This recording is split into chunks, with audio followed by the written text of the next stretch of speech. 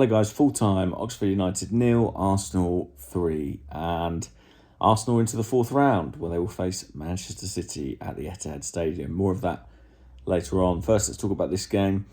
It was, I'll say, a surprisingly strong starting 11. I thought it might be strong. Mikel Arteta likes a strong lineup in the Cups.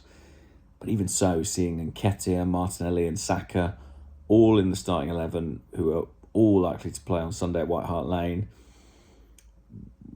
I think it speaks to a lack of options. Presumably Emil Smith-Rowe wasn't fit and available, and I just don't think there's the same degree of trust in someone like Marquinhos.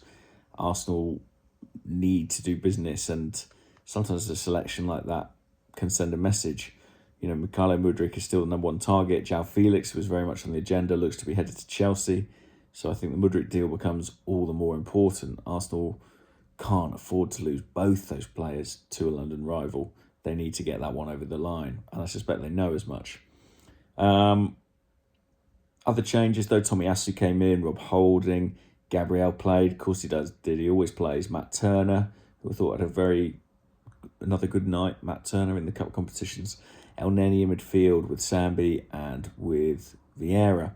First half was a low-quality game. I'll say that. The surface wasn't great. Arsenal did not impose themselves. Oxford worked hard, were very physical, probably a bit lucky to get away with one or two things, maybe a penalty inside the box, maybe two penalties, one for handball, one for a pull on Rob Holding, some other heavy challenges I thought that went unpunished. But Arsenal didn't have the kind of intensity we're used to seeing from this team. They were struggling with the build-up in their own half, and it wasn't making for a great spectacle. Second half was a bit better. The intensity was there, and crucially, the goals were there. Fabio Vieira, who had a very mixed first 45 minutes, delivered a peach of a ball from a dead play on the left-hand side. Dead ball or set play? Dead play is not a thing. Peach of a cross, and El Neni just needed to get his head on it, put it away. Vieira then laid on a second, which was a really nice through ball, and Nketiah just received it, took it around the goalkeeper, slotted it into the empty net.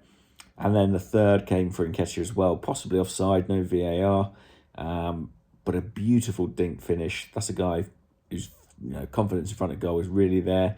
To be fair, it usually is. I mean, he is a very good finisher. I think 2 goals for him will really help. It moves him up to 7 for the season, I think, which very respectable tally given how little football he's played. 4 in the Premier, a couple in the Premier League, 2 now in the cup competition. Yeah, he's a man in form, and he's needed to be. Actually, funnily enough, I didn't think tonight was his best game overall in terms of his link-up play, his work off the ball, all those other things that have impressed in the Premier League, but the finishing was there when it had to. The quality told, and on Arsenal go. It's Manchester City next away. That is not a good draw, probably for either side, but I think especially for Arsenal. You know, you'd fancy Man City there. They've got such a big squad. They can heavily rotate and still put out a very strong starting 11. Arsenal not really in that position yet as a squad. And, I remember previous title races where a result in a cup competition, a negative result, seemed to impact on the league form.